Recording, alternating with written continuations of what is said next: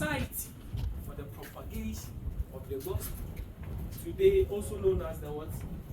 Church of England or the Anglican Church. So this was the church. Later on became a school for the mulattoes because they were sleeping with our female captives. That gave them children. But they said these children were their own blood, so they have to pass through formal education. So this was a church stroke school. But today we are using this place as a library for the children in the town, with the native, so that you come here to read about the history and what's happening in here. So there's a spy hole.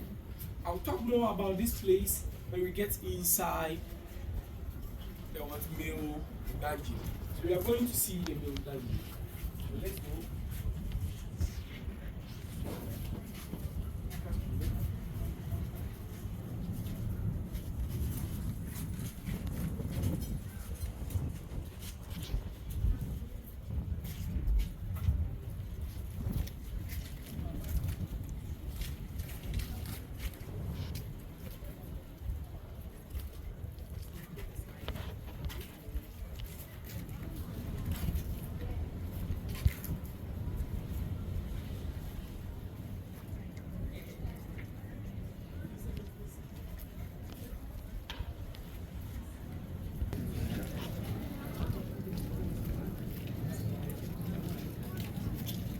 You okay? Yeah. You okay? Yeah.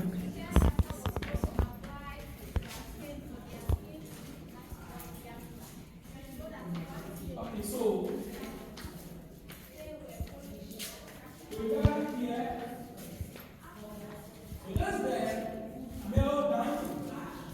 The male dungeon, they have 5 chambers. That's the first chamber. This is the second chamber. Here's the third chamber. That's the fourth chamber. The last one then is going to be the 5th chamber. But here consisted over 200 people. So 5 chambers. Each chamber consisted of over 200 people. Each chamber. Each chamber. So we turn back to see this place. That's what I showed you in front of the church, the spy hole. But because of language barrier, we have to use our own natives to stand there and listen, whether we are planning to run or we are planning to fight with them. And that person will get back to report to them. Also, right on top of this chamber, that's where they got their church. The name of the church also.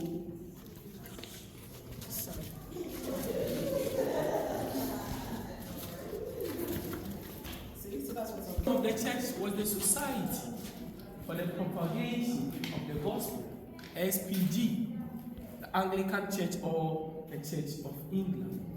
You visit all the 3 castles that they had in Ghana. They built their church on top of the dungeon. You go to Elmina Castle also, they had a church on top of a dungeon. You go to Osu Castle also, they also have a church on top of a dungeon. But the Elmina Castle was the first castle built around the year 1482, followed by Osu Castle 1661, and the last castle here around the year 1664. You go inside the first chamber.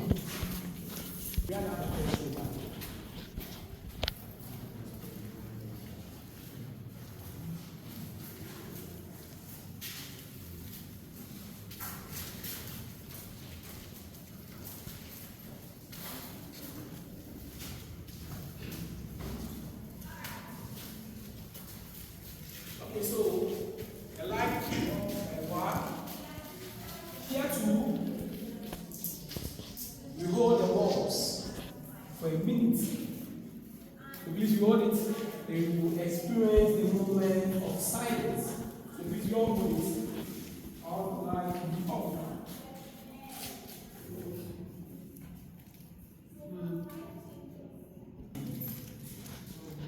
This chamber was known as the strong room. So the captives they had in the castle were being grouped into 2. They had the domestic captives and the commercial captives. The commercial ones were the ones that were being brought to the dungeons, and the domestic ones were the ones doing the chores in the castle. But among the domestic, among the The ones that they think they would like to fight or they would play stubborn were being selected among them and being kept in this room with 2 buckets provided and carried so that they ease themselves. This trench was made so that it could pass rainwater at the same time. There's a big metallic door here. So this was the source of light. For the minimum of 2 weeks and a maximum of 3 months, even at times they will wait until the ship arrives. So estimated 1/3 of the captives even died here before they were being transported to the new land. Because there was the easy spread of communicable diseases. Also, because they were in dark for long, as a result, many of them lost their sight. You came back to see this whole. Those people were scary to the extent that even the domestic captives were afraid to feed them. So they have to throw food from there for them to pick here. But just imagine 200 people in here, you being at the back. How then are you going to get some of the food to eat? So here is also called the survival of the fittest. Only the strongest will survive. At times, many of them will feed on their own feces. At times, it's very difficult for you to reach here. So you better feed, you ease at your place, that you'll be sleeping. In the next morning, you eat it for survival and safety. But you see this floor that we stand on right now, this happens to be the original floor. So from here we'll be working on decomposed waste. Looks like it was running. Yeah, it's running down. Like something on the slope. So that is 1974. Some group of archaeologists, some from US, some from University of Ghana, Lagos.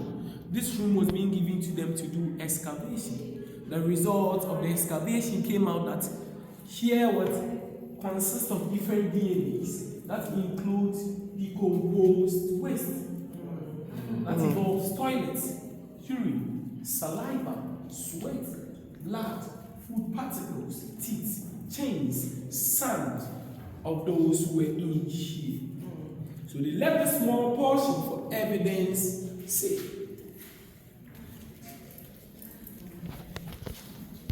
So they came in 1974 and collected DNA from all your DNA. This is the portion. This is the portion. That was They didn't believe that scientifically, when you add urine and toilet together, you leave it for it to decay, it turns white. So from here going, we're working on decomposed waste. What do the Roman numerals on the back wall stand for? Okay, that's a very interesting question.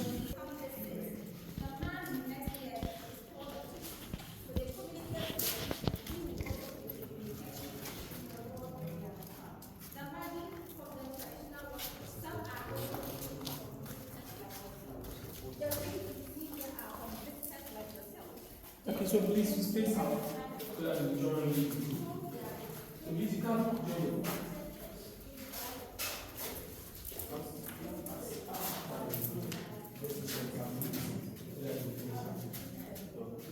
Okay, so if people are we join them, listen, we join them to the house. You just get here, you see just you join them.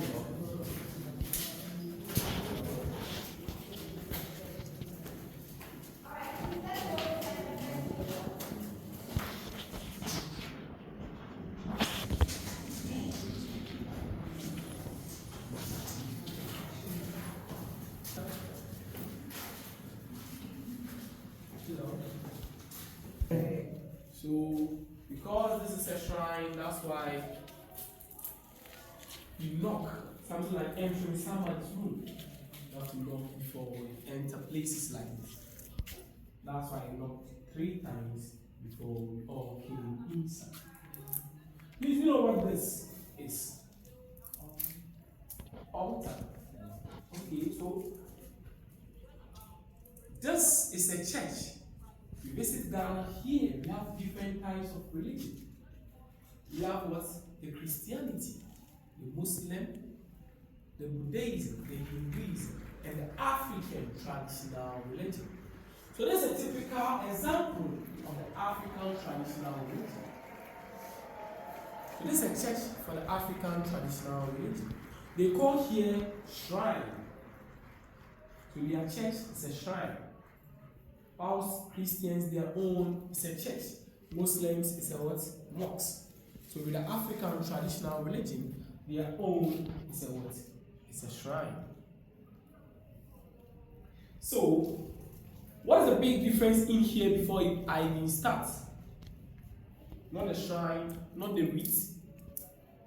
What's the difference? So that's the main reason. So that's the light here, because here was the salting room. Because they knew they were in one place for long. Many of them will contradict certain communicable diseases. So during shipments, most of them will be weak, or most of them may be sick.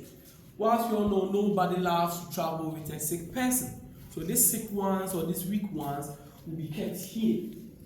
While the strong ones will be forced to pass through this underground tunnel. So this underground tunnel here connects from here to the door of no return. Was sealed by Captain George McLean in the year 1834 to tell us that what slavery is no more. Although the law for abolishment was being passed in 1807, but there was still illegal slavery till the late 1834. McLean came to seal this tunnel. So if I say here was a chamber and there was a tunnel, meaning the shrine was in here, right? But there's a big reason why you have the shrine here. That's when the Portuguese first came here. They named here Cabo Corso because of this stone to mean Rocky Cape.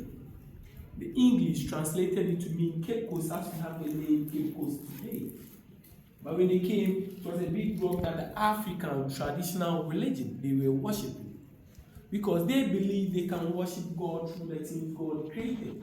They say God and nature has some connection. So in case they get closer to nature, meaning they are closer to God.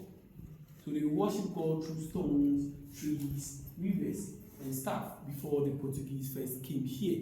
But when they came, they said their religion was barbaric, therefore came to impose Christianity into them. Doing that, they had to demolish the stone. The natives pleaded that they could get some part of the stone so they can continue with their worship. But it was being brought back. 1960, Ghana became a republican state. Natives wrote petition to the government, telling the government this is the original place that the shrine has to be, and also the sacred land that the shrine has to be. So this whole castle, initially, it was a big rock. This whole castle is mounted on that rock. Of course. So there's the rock, initially, that the people or the natives or these indigenous people were worshipping before they came to impose Christianity into them. Any question? It's because of this rock that we have the name Cape Coast today. In case you visit Cape Coast, we have 77 gods. This is the head of the 77 gods. It's an active shrine. Those who still believe in it still come around to do the basic sacrifices and rituals. So we came back to see these rites. So these are rites brought by people we say they are from the diaspora, like we. So they brought this rites here in a way to say sorry to their ancestors, because they say, although their bodies may not be found, but they believe their souls are still alive in the castle here. So they brought this rite here in a way to say sorry, in a way to show respect, in a way to honor them, and also in a way to what? To tell them that they are what? They are people, they have survived. They are people that they refused to die, because the treatment that they gave you people was that they wanted you to what? To die like the way the Trans-Saharan trade. They did that just to what? To clear all the traces, so that we would focus and talk about it. But we have people that resisted. We have people that what? They didn't want to what? To die. They suffered. They suffered to what? To survive. so that they will be there to pass on history to the unborn babies, to the future generation, for them to know what happened and for them to know the people they are dealing with. Any question? What year then was that all closed? 1834. I think. So please, you proceed.